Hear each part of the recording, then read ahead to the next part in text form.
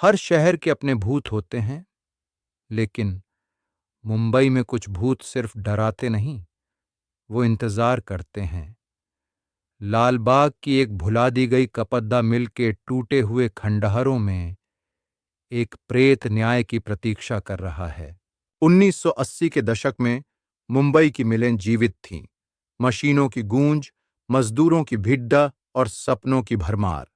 रघु पाटिल उन्हीं सपने देखने वालों में से एक था।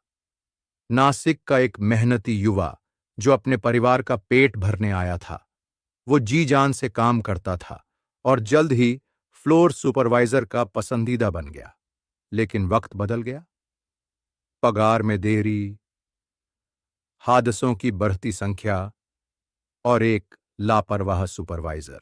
एक तूफानी मानसून रात, बारिश जोर से बरस रही थी और मशीनें उससे भी ज्यादा शोर कर रही थीं।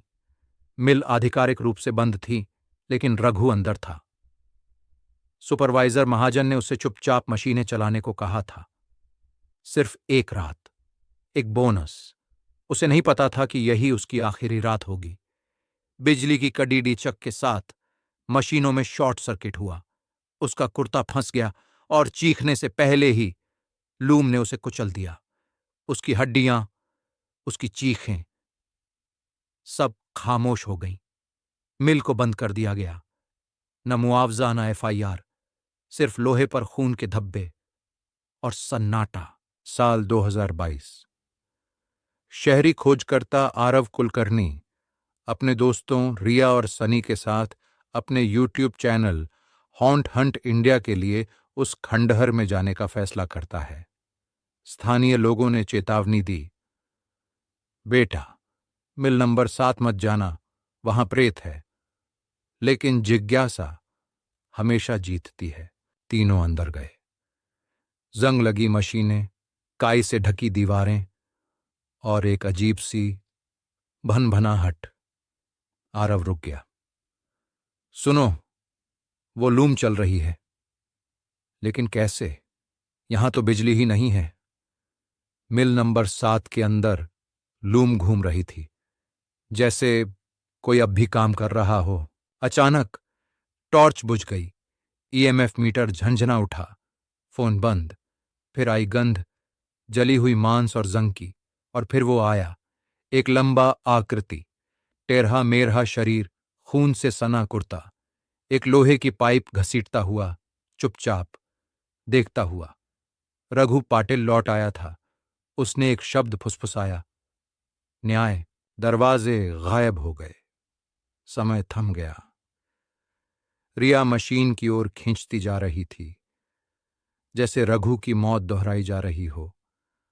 आरव को दर्शन हुए। महाजन हंस रहा था। रघु मर रहा था। ये प्रेत खून नहीं चाहता था, वो सच्चाई चाहता था। सुबह होते होते वे बाहर निकल आए। वीडियो वायरल हो गया। पूरा देश देख रहा था। एक पत्रकार ने RTI डाली। रिकॉर्ड्स से सच सामने आया। रघु की मौत छिपाई गई थी। महाजन गिरफ्तार हुआ।